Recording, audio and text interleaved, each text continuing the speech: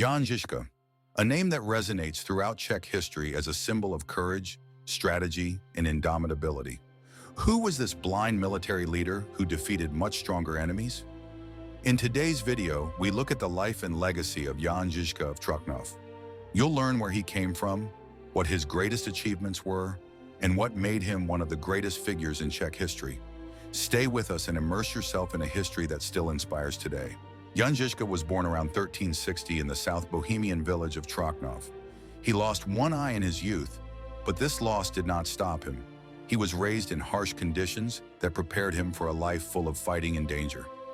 We do not know much about Zizka's youth, but historical sources indicate that he served as a mercenary in foreign armies. It was here that he could gain his military experience, which he later applied in the Hussite Wars. Perhaps it was this harsh school of life that made him an invincible commander. He was a man who knew that relief and quick decision-making were key. From an early age, Jan Zizka was a man who did not give up. After the death of Jan Hus, the Czech lands were plunged into chaos. The Hussites were looking for a strong leader who could protect them from the Crusaders. Jan Zizka was the man who answered this call. And this is where Jan Zizka enters the scene. Under his leadership, ordinary peasants and townspeople became an invincible army. Under his command, a completely new tactic was born that changed the rules of battle. One of the first and most famous battles took place near Sudomys. It was here that Jan Zizka first used the so-called wagon wall, a revolutionary military tactic that changed the history of warfare. The superior forces of the Crusaders were overwhelmingly defeated. Simple but effective. The wagons formed a protective barrier behind which warriors with crossbows and firearms hid.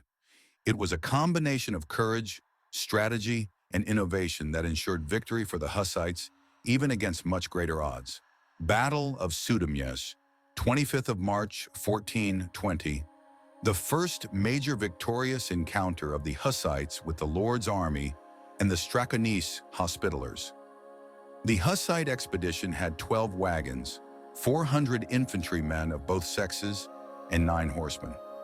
News of the approaching attack prompted Zizka to quickly seek an advantageous position on a small hill, which could only be accessed through a narrow neck between the Markovec and Škaredí ponds, and which was protected from the rear by other ponds and swamps.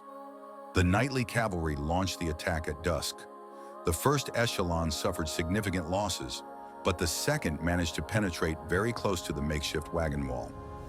The grouping of few defenders with a short front line did not give the cavalry the opportunity to exercise its superiority in an expanded formation.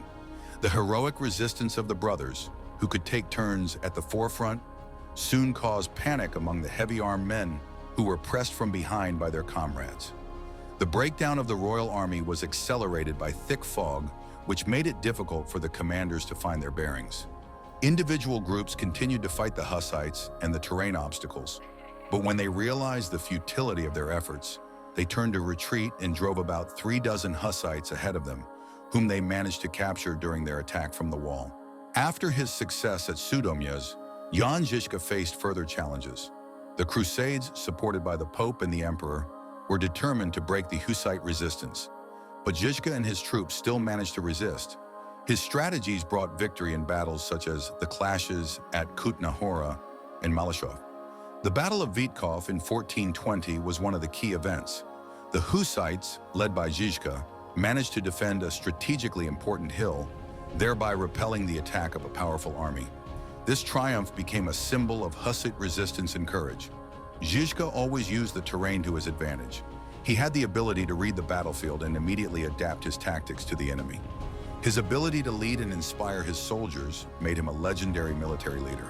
The first major battle took place on July 13th, when part of the Crusader cavalry forded the Vltava River and developed into a feigned or practice attack on the Spitalfield. The defenders immediately set out from the walls, but they showed more courage than organized discipline, so they suffered significant losses in the chaotic battle.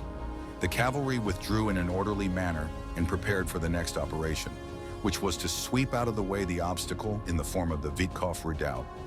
The next day, around 4 o'clock in the afternoon, the Crusader cavalry repeated the previous maneuver to divert attention from the main direction of the attack. A tiny handful of defenders led by Zizka there are reports of 26 men and 3 women, bravely faced the army of Margrave Frederick of Meissen, which was reinforced by a certain number of Austrians. At the critical moment, when the attackers were already penetrating the cabin, the priest with the sacrament in his hand brought a group of peasant flails and about 50 riflemen to Zizek's aid. A mighty battle cry multiplied the force of the counterattack.